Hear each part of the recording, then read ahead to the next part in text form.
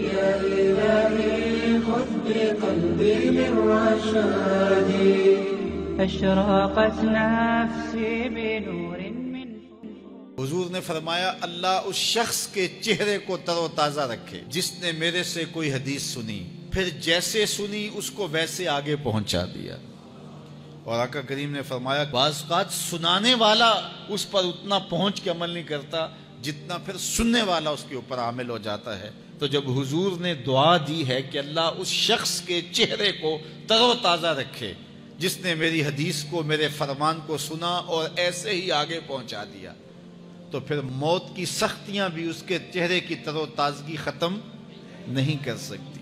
پھر قبر کے لمحے بھی اس کے چہرے کی تر و تازگی کو ختم نہیں کر سکتے۔ حشر کے دن لوگوں کے چہرے مرجھائے ہوں گے، جس کو رسول اللہ کی دعا ہے اس کا چہرہ اس دن بھی تر و تازہ ہو۔ تو حضور علیہ السلام کے فرامین کو سننا، دیکھیے جو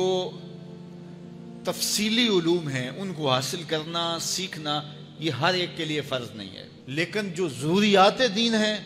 ان کو سیکھنا یہ فرض عین ہے، یہ ہر ایک کے اوپر فرض ہے۔ اگر کوئی نہیں سیکھتا تو وہ گناہگار ہے، اور اس میں نماز کے مسائل ہیں، روزے کے مسائل ہیں، حج کے مسائل ہیں، زکوٰۃ کے مسائل ہیں، اگر کاروبار کرتا ہے تو بیع و شراء کے مسائل ہیں، اور کفر اسلام کی ضروری باتیں ہیں کہ کفر کیا ہے، اسلام کیا ہے۔ تو یہ ساری ضروری چیزیں جو ہیں ایمانیات سے جو تعلق رکھتی ہیں، ان کا سیکھنا جو ہے ضروری علوم کا یہ ہر ایک کے اوپر فرض ہے۔ تو اس لیے آپ لوگ اپنا وقت کچھ نکال کر کے جو ہے وہ اس کے لیے صرف کریں، اور ضروریات دین سیکھنے کے لیے کچھ فرصت کے لمحے نکالیں۔ لوگ کتنے طویل ڈپلومے کرتے ہیں، کاروبار سیکھتے ہیں، کن علوم میں مہارت ہے جو ہمارے لیے بالکل غیر ضروری ہے۔ کسی نوجوان کے پاس بیٹھ جاؤ نا تو وہ تمہیں بتائے گا کہ کس کرکٹر نے کس میچ میں کتنے سکور کیے تھے، لوگوں کی یہاں تک معلومات ہیں، اور وہ 15 سال پرانا میچ ہے، اس کے اندر کس نے کتنے آؤٹ کیے تھے، کتنی وکٹیں لی تھیں، کتنے جو ہے وہ اس نے سکور کیے تھے، اور اس کی پوری زندگی کے سکور کتنے ہیں، کیسی کیلکولیشن ہے، اور کس قدر لوگوں کا پکا حساب ہے۔ یہ وہ چیز ہے جس کا نہ دنیا میں فائدہ نہ آخرت میں فائدہ، لیکن دلچسپی ہے نا، جس چیز سے دلچسپی ہو تو وہ چیز خود بخود ازبر ہوتی چلی جاتی ہے۔ دلچسپیاں انسان کو جو ہے وہ کسی چیز کو یاد کرنے میں مدد دیتی۔ ایک عرب شیخ کہہ رہا تھا کہ ہم ماضی میں پڑھتے تھے کہ ہمارے اسلاف، ہمارے بزرگ ایک رات میں پورا قرآن ختم کر لیتے تھے، تو وہ کہتا ہے میں سوچتا تھا کہ ساری رات قرآن بندہ پڑھتا رہے تو کس طرح ممکن ہے۔ تو کہتا ہے میں اپنے بچوں کو دیکھتا ہوں کہ وہ جو ہے وہ موبائل کے ساتھ لگے رہتے ہیں، اور فجر کی اذان ہو جاتی ہے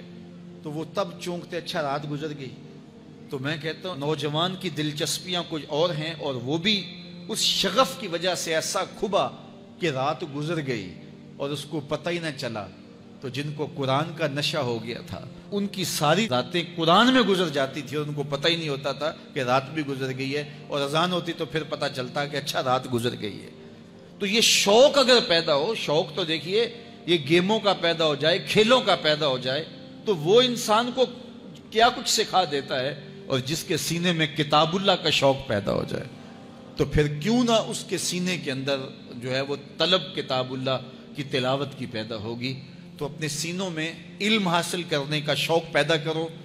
علم سیکھو، اپنی نسلوں کو سکھاؤ، اپنی اولادوں کو دین سکھاؤ، اپنی اولادوں کو نماز کا خوگر اور عادی بناؤ، ان کو کھینچ کھینچ کے نماز کی طرف لے جاؤ، یہ عادی بن جائیں نماز کے، تاکہ بعد از انتقال دعاؤں کے سلسلے جاری رہیں۔ سبسکرائب کرنا مت بھولیے، ویڈیو کو لائک کریں، شیئر کریں، اور کمنٹ سیکشن میں اپنی رائے کا اظہار ضرور کریں۔